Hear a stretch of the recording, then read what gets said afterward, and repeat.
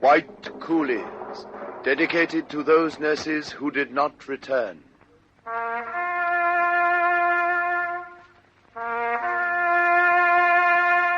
Sister Davis. Missing. Sister Hempstead. Missing. Sister Gardam. Missing. Sister Raymond. Missing. Sister Jeffery. Here.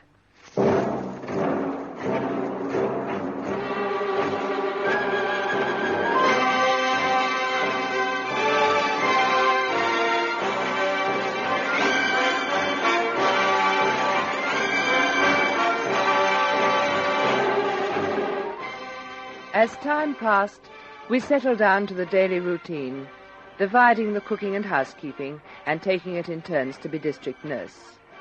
We also organized housekeepers, a squad of 2 each day. One would get the only tin hat we owned full of water and, with an old rag, wash the tiled floor throughout the house. It's a tricky business, as the tin was liable to overbalance. Tote that barge, lift that bale, get a little drunk, da-da-dum. Ah, you're very gay, Blanchy. Oh, why not? Whistle while you work and all that. Don't you walk over that wet floor, Dell, or I'll skin you. Oh, darn. What's up? Oh, this tin hat is an infuriating bucket.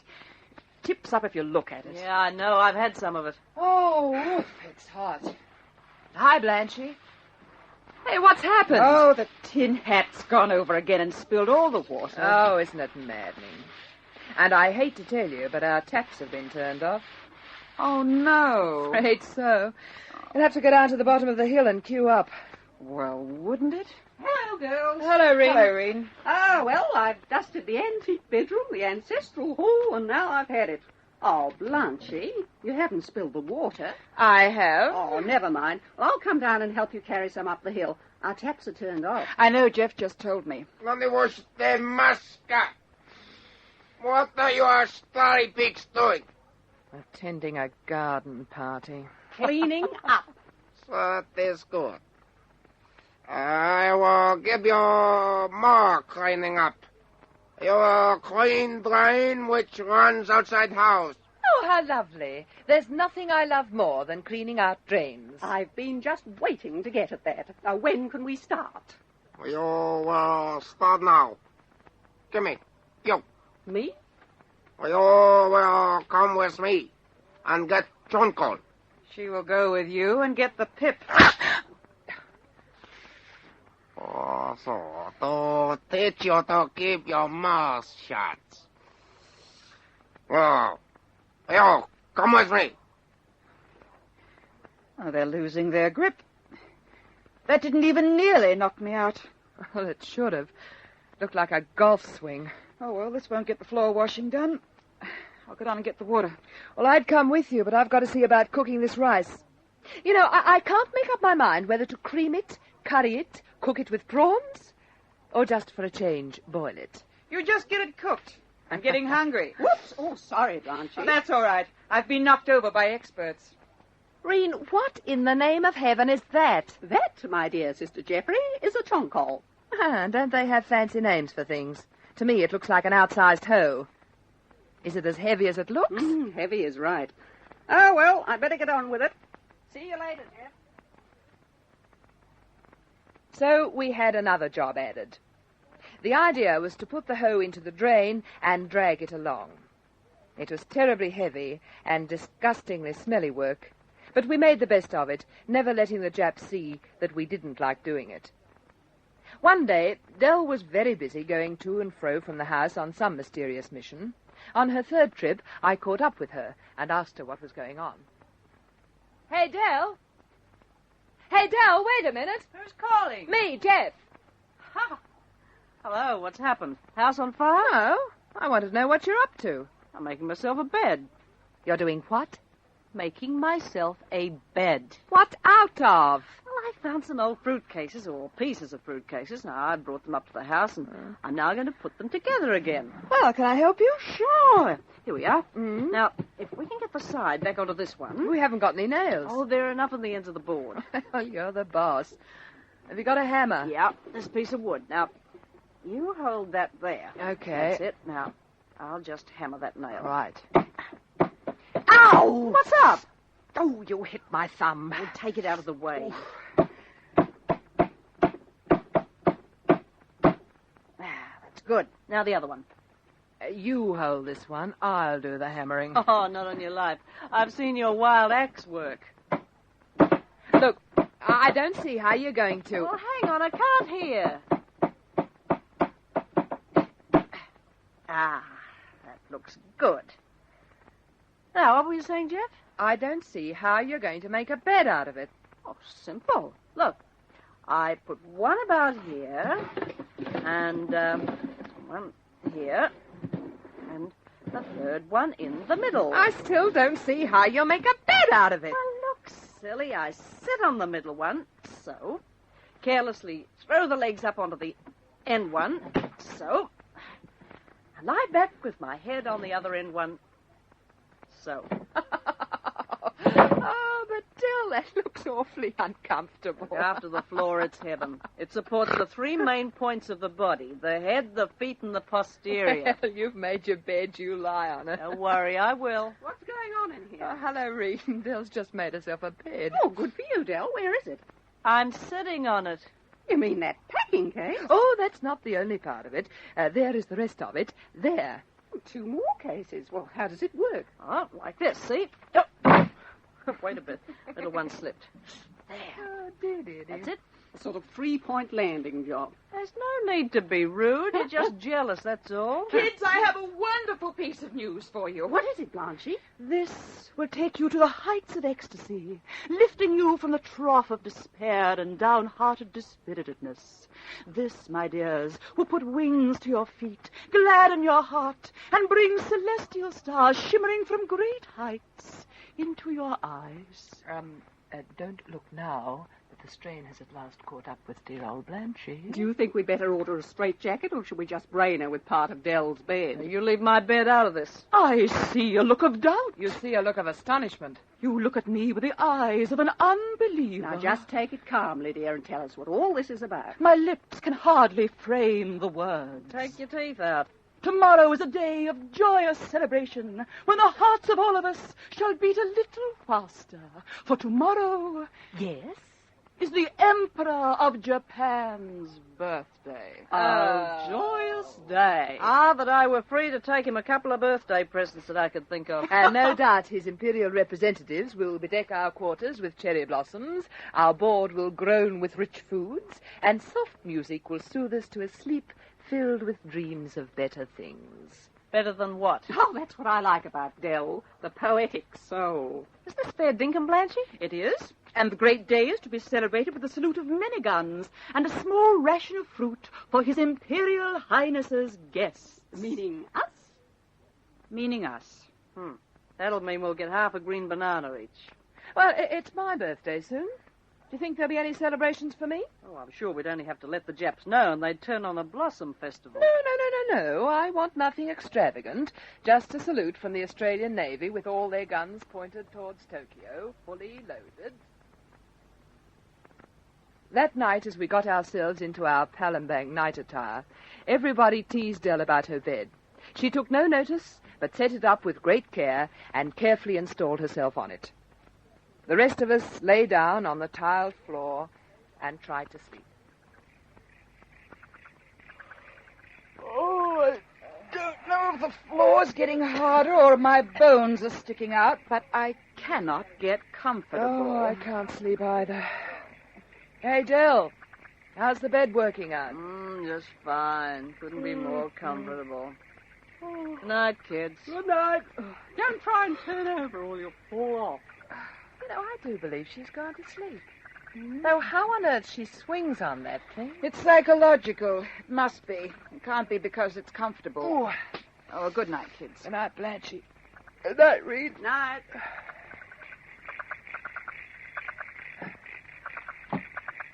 Oh, blast that guard. Why can't they tramp up and down somewhere else? Look, he's right outside the open window. The guard just leant on the window and shone his torch in all our faces, until any of us who had managed to doze were fully awake. Dell had put her bed below the open window, and at first the torch beam missed her, and she slept peacefully on. Then the probing finger of light found her and danced up and down as the Jap peered to find out what she was sleeping on. And then he shone the torch full in her face and kept it there until it woke her. Oh, what's the matter, huh? What's going on? Turn off that light. Shut up. It's one of the nips who's shining a torch on you. Oh, listen, you lop-eared, pie-eyed, yellow-skinned son of a diseased camel, you war-eyed son of a pink-nosed baboon. If you don't turn that ruddy torch off, I'll take it and wrap it round your unwashed little neck. Do you hear me? You're a strung-up, never-come-down, lily-livered, underbred, warty-nosed, half-bred apology of a louse. Don't. Take that light out of my face or I'll bloomin' well knock your slit eye through the back of your head. Take it off me, do you hear? Or do you want me to knock your teeth down your slimy, lying throat? Oh, I'd like to kick you so hard you wouldn't be able to straighten up for a week and you couldn't sit down for a month. Now, will you get that blasted rotten light out of my face? You wouldn't really like to do all that to me, would you, sister? Oh, dear. Oh, that was wonderful. I'll bet he's never been told off like that before in all his life. One who could understand and speak English. Did you see which one it was, Dell? Would you know him again? Couldn't see a thing with that damn light in my eyes. Oh, Lord, now we'll never know. Oh, sorry, kids. Just did me lolly. Hope they don't take it out on any of you. Don't be silly. It'll be worth it. Well, it's no use worrying about it, I suppose. Let's see if we can go back to sleep. Good night, Elfie. Good night. Oh, I like that bit about Loppy and Lily Liver. You must teach me that, Dell. Oh, shut up, Reen. Go back to sleep. We settled down to sleep again, still chuckling over Dell's outburst. I suppose it was because she's always been such a calm one that we got such a shock when she let go. Anyway, we didn't hear any more about it, and we never knew which Jap guard it was. It had one good effect, though. We weren't worried quite so often by them flashing lights in our eyes and tramping up and down. For a little while, we were left in peace.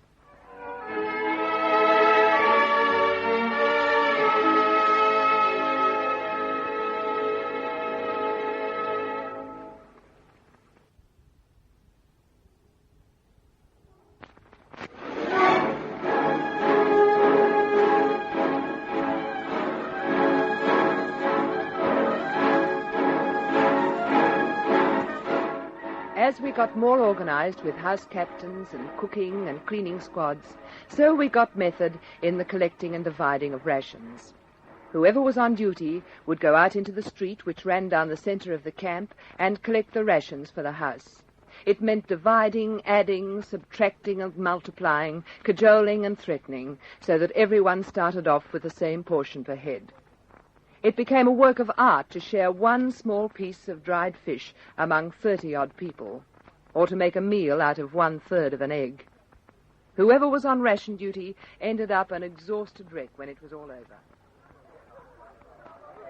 I'm glad I only have to collect for one house. I'd hate to be a rationing officer and try to divide it up for the whole camp. Well, I suppose we'll all have a turn of it in time. Have you got the basket ready, Blanche? All set. I found a cigarette tin without many dents in it. We won't lose much rice now. I wish it was a tin of 50 instead of 20. Imagine what would happen to us if we came down with a nice big tin like that. As it is, everyone glares at us to make sure we don't get an extra grain, and I hate being glared at in 27 different languages. Are there really 27 different nationalities here? There are. But we all have one thing in common. Huh? What's that? To see the Japanese defeated. Hey, stop pushing. You next, Sister Blanche. Oh, thank heavens. I was beginning to think we'd be here till Christmas. Good morning, Sister Jeff. Good morning. How's it working out today? Always such scramble, but we manage. Now 24 in your house, is it not? Yes, that's right. Here's our little tin. So, now we dip it in. Fill it. And level it. That is one. Now 2. Is the rice any better today? No, it's very dirty, full of stones and glass. You will have to hand pick it. Well, how on earth does it get stones and glass in it? That is for, is it not? Yes. The Japs use these bags of rice instead of sandbags. So, of course, they have the debris of bombing raid in them. They burst and the rice is then swept up again off the streets, put back into the bags, then given to us to eat. I wondered why it was so filthy. Well, what are the latest rumors, Mrs. Brookhouse? Nothing new. Still that we are to be exchanged for other prisoners. And they say Banker Island has been retaken by the British. If only that were true. Just rumor. Wonderful how they start, isn't it? It's an amazing thing about camp rumors. Something is always about to happen in about a week or so ahead. Yes, but somehow it never comes off. But it keeps up the interest. There, that's your ration. Thank you, Mrs. Thank Brookhouse. you. Come on, Jeff. Hi, kids. Want a hand with the basket? Jenny, my dear, I could carry this on my little finger. There weren't any vegetables today. Oh. Well, I think we'd better spread the rice out and pick it over. What for? Mrs. Brookhouse said that it's full of broken glass and stones. Well, that's nice. What's the idea of that? Extra bulk in our diet? We could spread it out here on the front porch. Well, I'll get the cooking pot. All right, As we Jen. sort it, we can put it straight into that for washing. By the time we picked over our ration of rice, grain by grain, and got all the rubbish out of it, we found we had less rice than stones and fine pieces of glass. We soon got used to it, though, as it became a daily chore. One of the English lasses in our house was very good at this job. She seemed to have the patience of Job. She'd been a mannequin who'd modelled for Norman Hartnell. She was a lovely-looking girl, but had a kink about keeping her figure. She really had no need to worry, as the diet we were on was rapidly giving all of us a snake-like figure. Oh, I'd like threepence for every grain of rice I've handled in the last few weeks. Would you two like a break? Rena and I have come over to take over for a while. Oh, I would. What about you, Mary? Yes, thanks, Jeff. It's time I went for a walk. What on earth do you want to go for a walk for, Mary? I must do a certain amount of exercise to keep my figure. Oh, you're crazy. It's one thing you don't have to worry about. Nobody could get fat on what we have to eat. We're all losing weight. Even Tweedle's getting soup-like. She's positively fading away. You know, she was 13 stone when we first came here. And she's nothing like that now, so I don't think I'd worry if I were you, Mary. I must exercise. You don't understand how important it is to keep slim. But great snakes alive. If you get any slimmer, you'll fade right away. You're mad, Mary. Really, you are. You can't do it. You're not getting enough food to keep you going if you walk as much as you do. You're not getting any nourishment to build you up your energy. You have to conserve what little you have. You're just exhausting yourself. I'm all right. I must do it. I must keep my figure. I'll be back in a little while to finish sorting the rice. Oh, she's really crazy. She'll kill herself. She will, too. I know I'm starting to find the slightest physical exertion makes me terribly tired. Well, of course. We just haven't got much stamina. Wish we could make Mary see sense. Well, there's nothing much we can do about it. We keep on telling her. Perhaps if we get Dr. McDowell to speak to her, it might do some good. Blow me down. Look what I found in the rice. What is it? A tooth. Oh, Jeff, it can't be. Let's look. There it is, a fine eye tooth. Well, now we've had everything. Goodness knows where this has come from. We'll give this lot an extra boil, I can tell you. Whatever next? Teeth in the rice. A few days later, Mary collapsed from overexhaustion and malnutrition. Dr. McDowell decided that she should go to the Charitas Hospital in Palembang, about 3 miles from here. This hospital is run by Dutch nuns and doctors for all the prisoners. It's a small and awful place, and to get there, women from our camp are taken on Wednesdays in an ex-British ambulance. It doesn't matter how many of us are ill. If we have to go to hospital, we're bundled and packed into the ambulance until sometimes its sides are bulging. No matter what happens, it only comes once a week, and if you're not very quick to get into it, it goes without you. Mary had 2 days to wait before she could be taken to hospital, and on the Tuesday morning, I woke up feeling pretty sick. Come on, Jeff. Rise and shine. You'll be late for breakfast. Oh, I don't feel so hot. What's the matter, old thing? Oh, I don't know. Mixture of malaria and dysentery, I think. Oh, we'd better get Dr. McDowell to have a look at you. Oh, she's got enough to do. I'll stay on boiled water for the day. That'll probably clear it up. Don't be an ass, Jeff. You might as well go over to the hospital in the ambulance tomorrow. Oh, if nothing else, it's a change of scene. All right. Ask Dr. McDowell if she's got time to have a look at me. I'll nip over now and tell her. I think you'd better go into hospital, Sister Jeffery.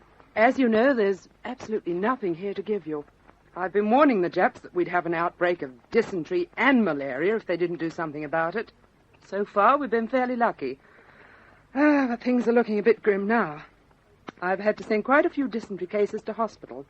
And now the malaria seems to be getting a hold, too. I could spit chips. I felt all right yesterday.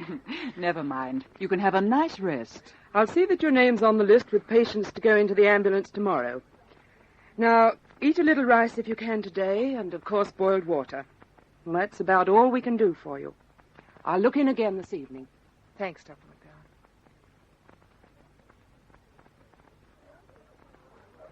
The ambulance is just coming in the gates.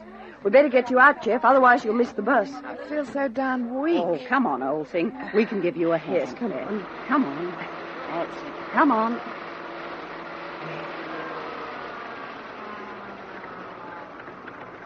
Samaskali, all sick, get into ambulance quickly. Come on, Jeff. Come on, quickly. Mary's already in.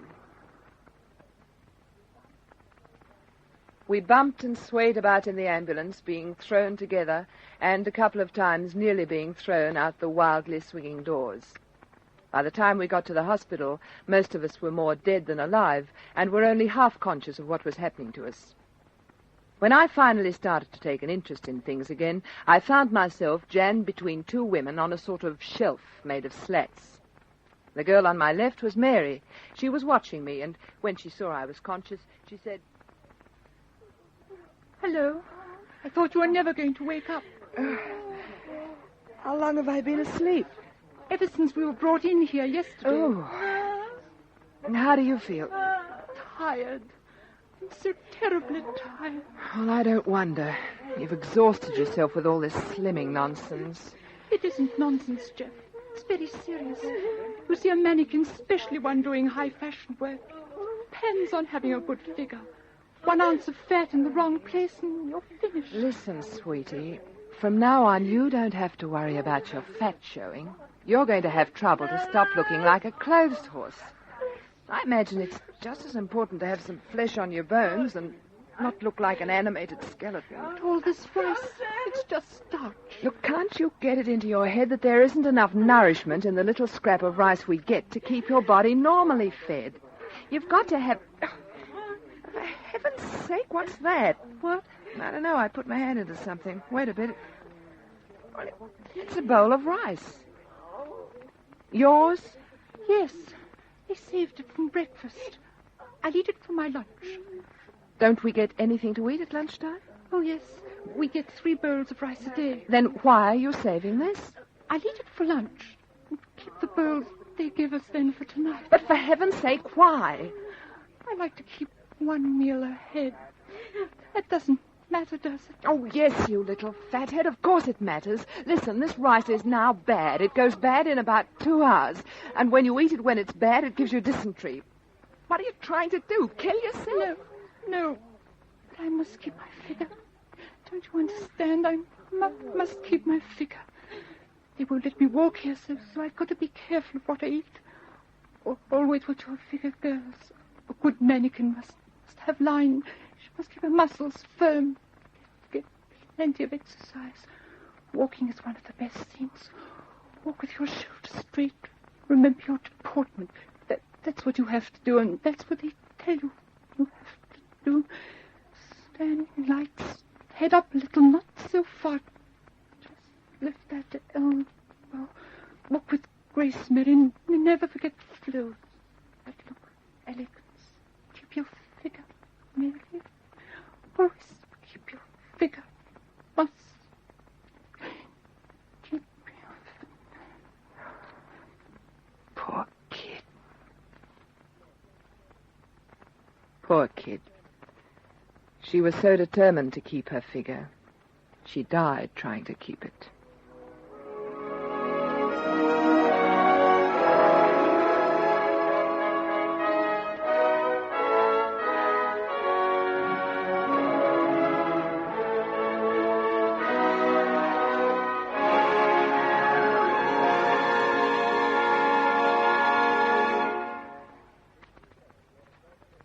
Listen again for a further episode of this true story of Australian women at war.